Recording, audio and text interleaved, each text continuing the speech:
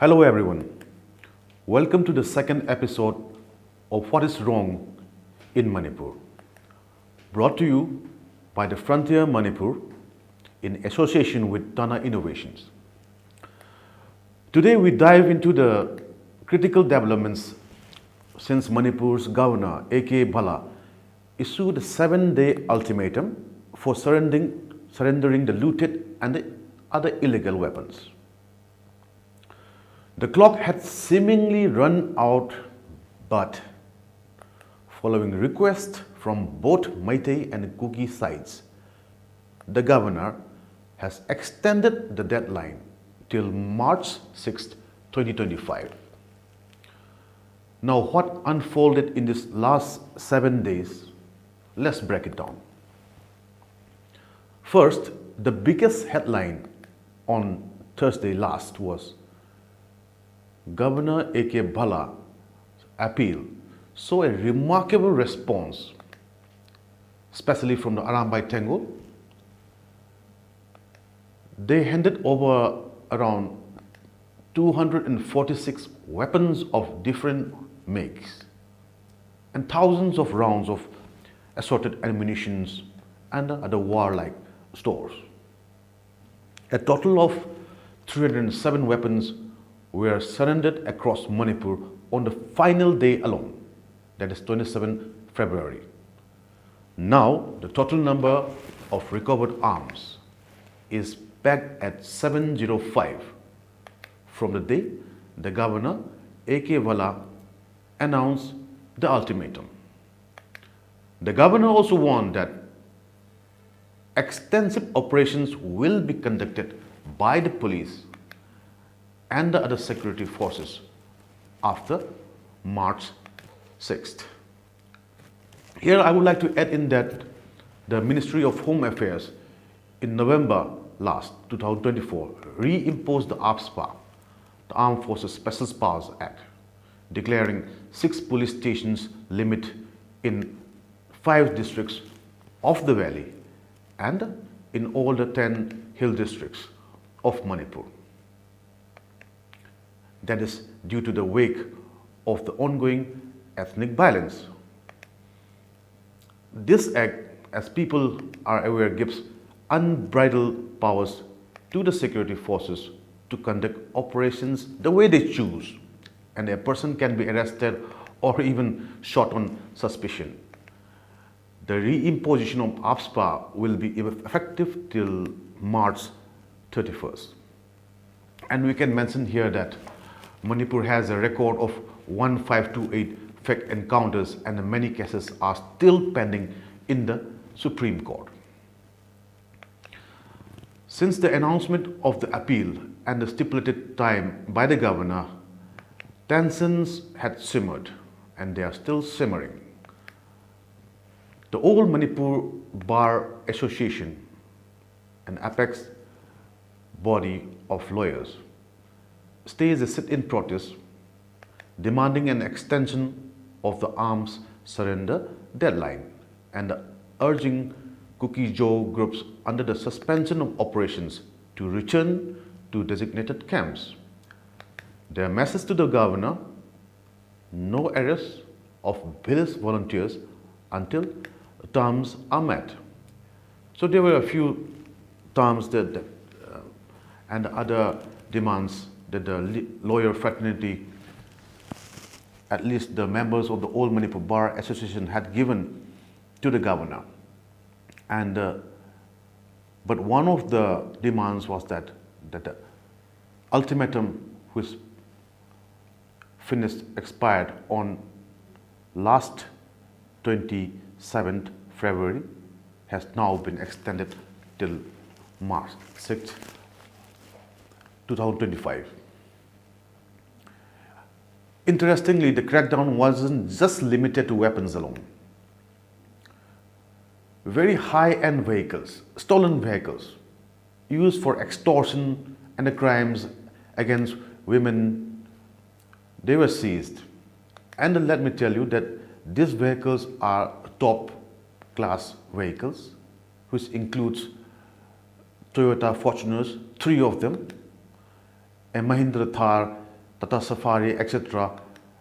have been seized, and police says that these vehicles have been used in different criminal activities. And yes, that the drive of capturing all these illegal or stolen vehicles will continue with all seriousness.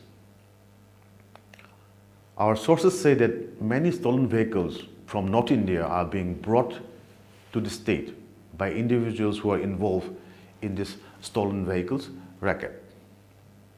And plus on top of that, drug smugglers seems to find that transporting drugs is as usual illegal and that there are a lot of risks, but mailing the drugs to other states through the post office or other courier services seems to be making more money, or the smugglers are finding it to be a very lucrative way.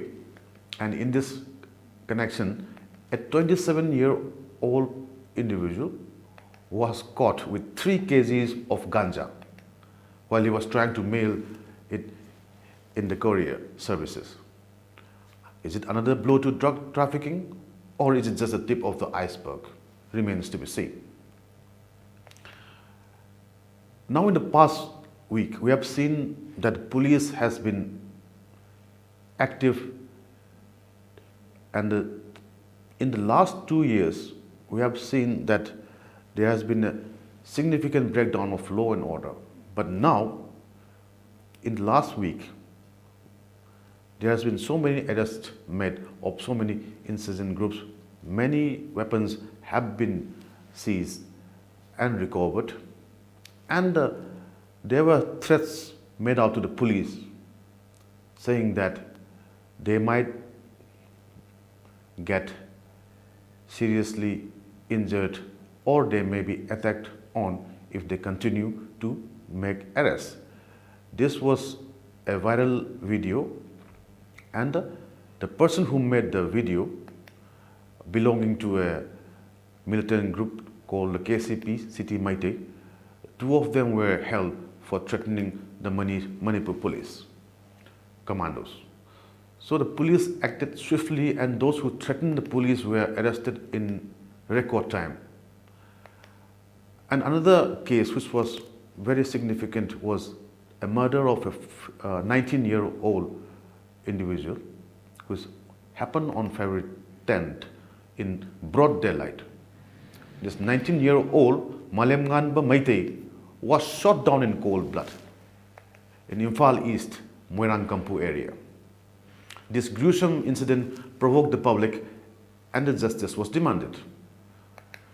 The police yet again acted swiftly and arrested 2 individuals in connection with the murder. It seems that like the police has been activated, and many more individuals belonging to different insurgent groups were apprehended in the last week alone. Meanwhile, Manipur's journalists seems to be thinking outside the box. The All Manipur Working Journalists Union and the Editors Guild of Manipur are screening a film with tickets priced at rupees 1,500. Camera yareba on toribra. Just a moment. Is the camera still on?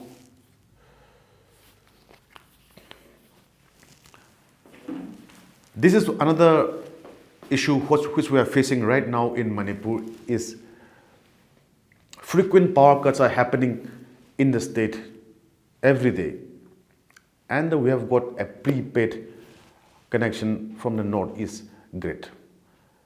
Now we have the board exams and the 12th exams currently being conducted in Manipur. So we urge the concerned authorities to, at least for the sake of the students, provide uninterrupted power supply, especially during these very, very important examinations of the state. The board exams and the class 12 exams are happening as we speak. So back again after the power cut. As I was saying, the All Manipur Working Journalists Union and the Editors Guild of Manipur are screening a film with tickets priced at rupees 1,500 and rupees 1,000 to raise funds. Their goal? To fight a defamation case in the Supreme Court and secure justice for Manipur media. The journalist associations claim that the funds and the proceeds procured out of this event will be used for fees towards litigation purposes, especially fighting a case. The exact words written on the posters and flyers of the event says, "Justice for Manipur Media, Legal Assistance Fund of AMZU and EZM in aid of legal fund to fight defamation case in the Supreme Court." As we sign off, please remember this isn't just about headlines or news.